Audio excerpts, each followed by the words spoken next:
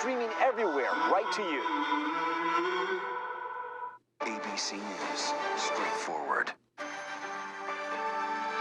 Checking the top headlines, a service is being held in Minneapolis today for George Floyd as 3 former police officers head to court charged with aiding and abetting the officer who pressed his knee into Floyd's neck. Derek Chauvin is now being charged with second-degree murder. Protesters defied curfew overnight, but were mostly peaceful. Protests are prompting Virginia's governor to remove an iconic Confederate symbol. He is expected to announce that a statue of General Robert E. Lee is coming down. The headline in the local paper says, quote, "Times have changed." President Trump is calling former Defense Secretary Jim Mattis overrated. It comes after Mattis accused Trump of trying to divide the country. Today's weather: showers from Philly to D.C., severe storms from Kansas City to Indianapolis, mostly hot and dry in the southwest, and rain in Florida. And finally, younger Americans making a difference. One girl was chanting "No justice, no peace" during a march in New York, and she is so cute. The video has been viewed 3 million times. Will Gans reports she's not the only young person taking a role in the ongoing protests.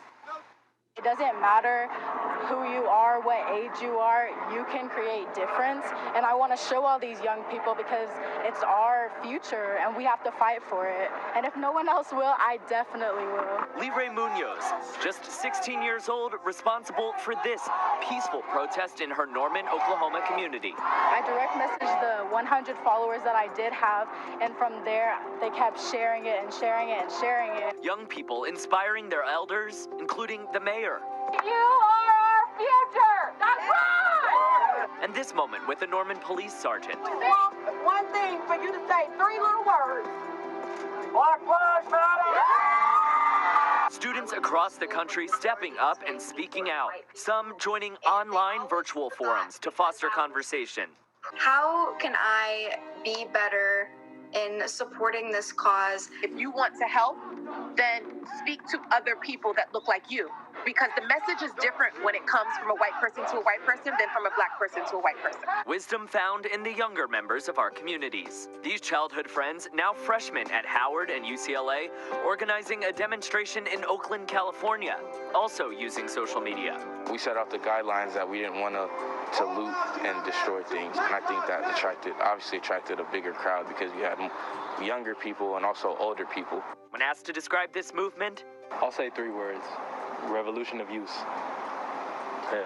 Actually, no, 4. Revolution of black youth. a Keels High School principal saying she became an educator in hopes of making the world a better place, and she's proud to see her former student doing that very same thing right now. Kenneth, Mona? The youth are the future, and that is what's making news in America this morning. Stay with us for GMA.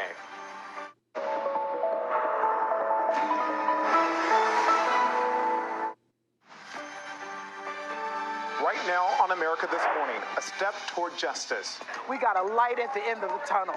New charges against the former officer who kept his knee against George Floyd's neck. The 3 others now under arrest, heading to court today. But this morning, the challenge ahead for prosecutors. A bombshell from Washington. Former Defense Secretary James Mattis lashing out at President Trump, describing him as a threat to the Constitution. This morning, how Trump is firing back. COVID-19 infections on the rise. Why doctors say police could be unintentionally spreading the virus. The concern growing as Las Vegas reopens today. And the NBA votes on a game plan to restart the season.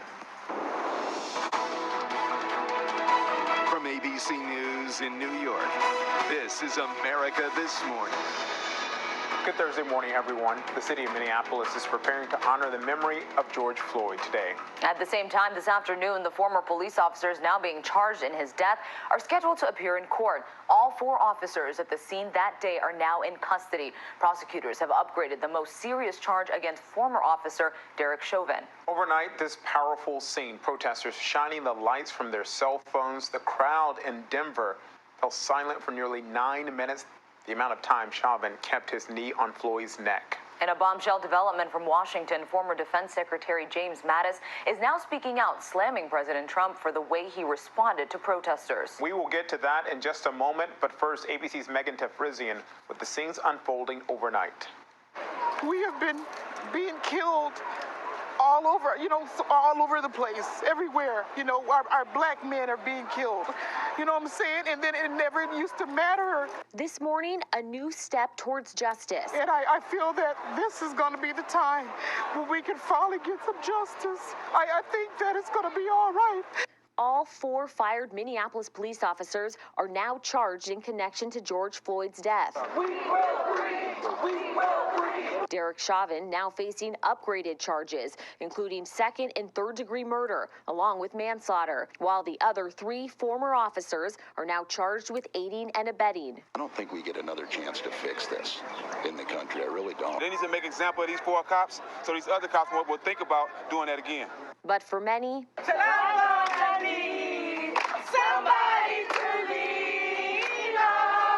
it's not enough. For African Americans, justice comes in a drizzle when it should come in a thunderstorm. Thousands packing into the streets overnight. Police and crowds clashing in Brooklyn after curfew. Dozens rounded up and arrested. Earlier in the day, peaceful protesters, including children, were nearly run down in Southern California after a car barreled through their march. While this group in Connecticut staged a mock funeral procession for Floyd ahead of today's memorial in Minneapolis. And now, conflicting autopsies are raising questions among those who were closest to Floyd. I'm pretty sure if they go back and look at the autopsies he's done, I bet he'd have messed up before like he messed up on my brother. While both autopsies determined Floyd's death was a homicide, the medical examiner's office found he died of cardiopulmonary arrest.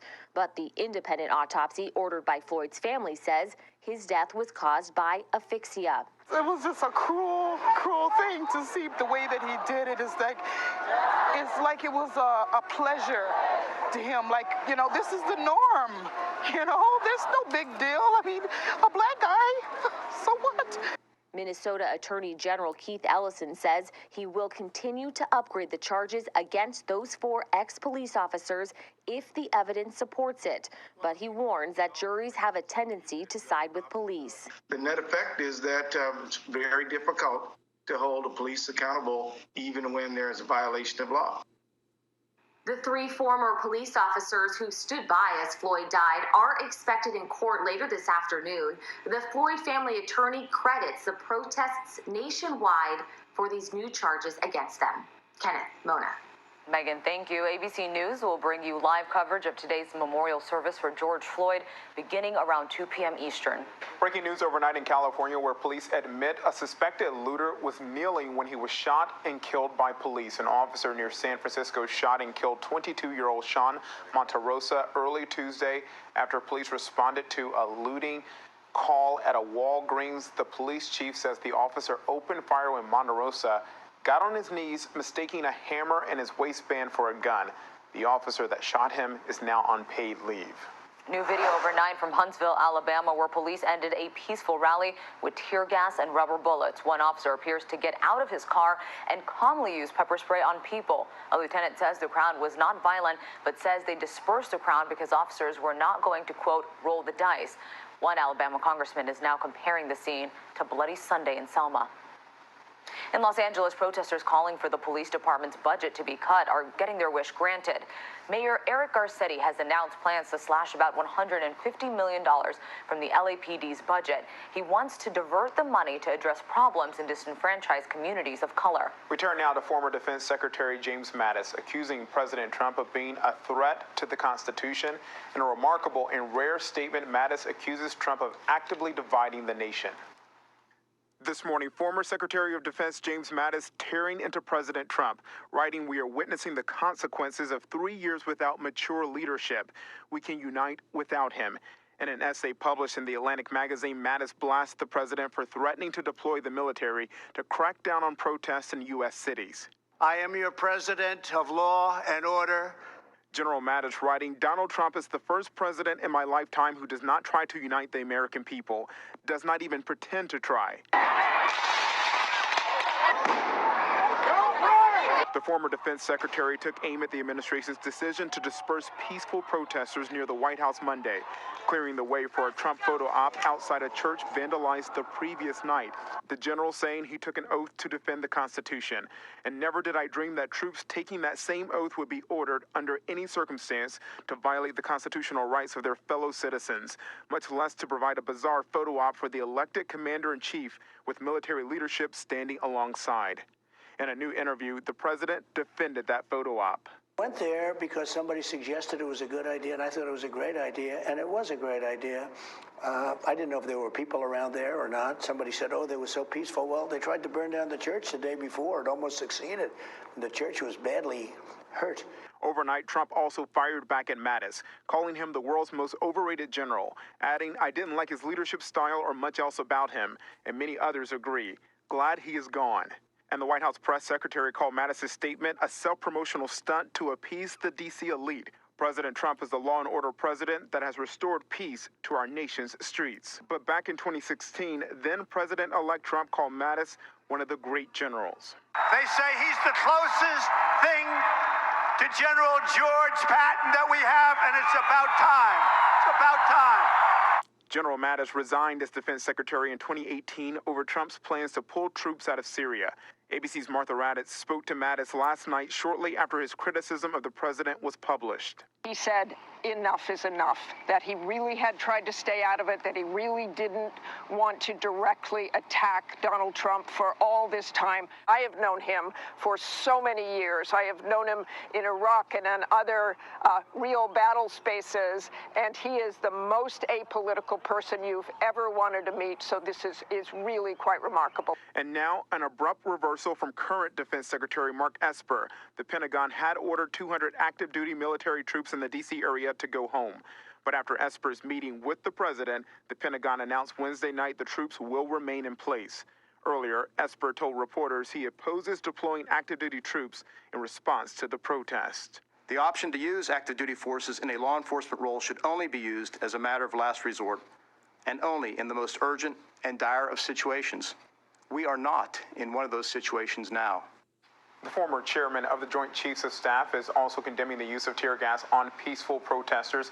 Mark Mullen says the incident outside the White House Monday risks further politicizing our armed forces. A magnitude 5.5 earthquake jolted Southern California. It was centered northeast of Los Angeles near Ridgecrest last night.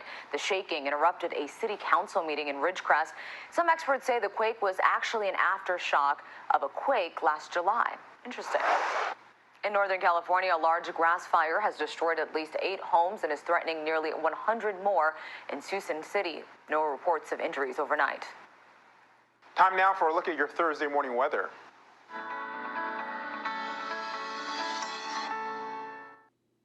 Severe storms with hurricane-force winds roared through parts of the Northeast. Downed trees claimed 3 lives near Philadelphia, plunging 300,000 power customers into the dark. Meanwhile, Tropical Storm Cristobal is soaking Mexico with up to 25 inches of rain. The storm is expected to move into the Gulf and could hit the U.S. coast Sunday. Looking at today's high temperatures, 88 degrees in New Orleans, Memphis, and Chicago, also in the 80s in the Northeast today, and cooler on the West Coast.